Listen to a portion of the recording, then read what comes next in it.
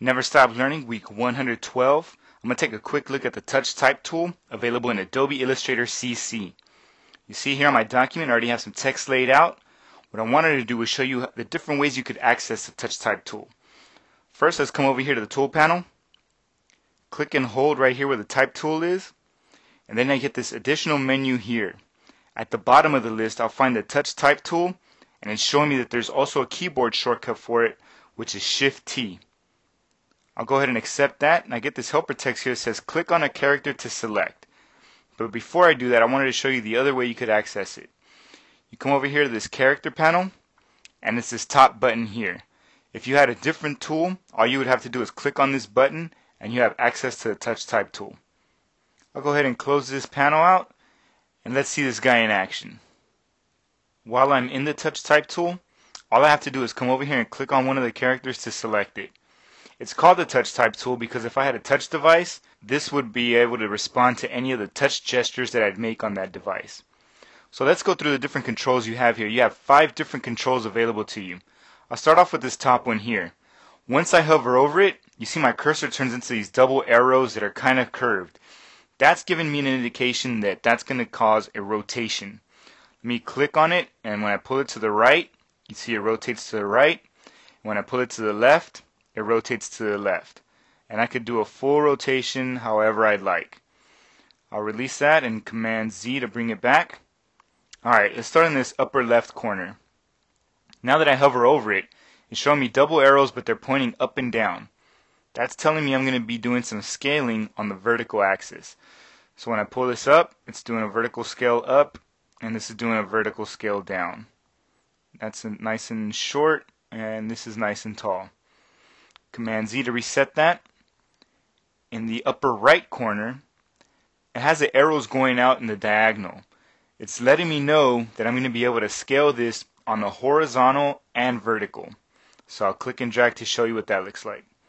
And see, no matter how I pull it, it's staying proportional. You can see in the percentages right there, they match up both horizontal and vertical. Command Z to reset that. Now down here, on the bottom right, the arrows are pointing left and right. So that's telling me that it's going to scale on the horizontal. I bring it to the left if I want it thinner, or to the right if I want it thicker. Command Z to reset that. That brings us to this last guy here. When I hover over it, I have this single black arrow that looks like it's getting ready to move something. And that's exactly what it does. When I click and drag, I'm able to move this T freely wherever I want. And the tracking and all that stays the same the entire time, however I'm moving it.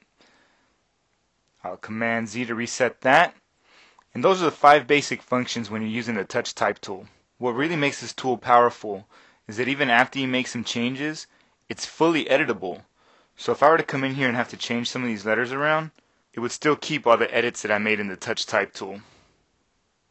If you have an older version of Adobe Illustrator and you still want to make those type of changes, you're in luck. You do have access to them. All you have to do is hit Command T, and that brings up this panel here. You have a couple options available to you already, but there's also a flyout menu here that will give you more options. When I click on that, these are a lot of the same functions you have available to you in the Touch Type tool. Let me show you how they work. I have this letter selected here, so I'll come over here, I'll hold down Shift and the up arrow key, and you can see my L is starting to rotate the same way it would on the Touch Type tool. Alright, so I have that one there. And then let's say I wanted to just scale this guy vertically. I have that option here. I'm scaling it up vertically, and now I'm scaling it down vertically. This one here will scale it proportional. It's actually just the font size, but it actually does it proportional for me, so it does the same function. Next, I'll move over here. This one does a horizontal scale. That's making it fatter, and this is making it thinner. This will adjust the positioning for me. And that's it going back down again there.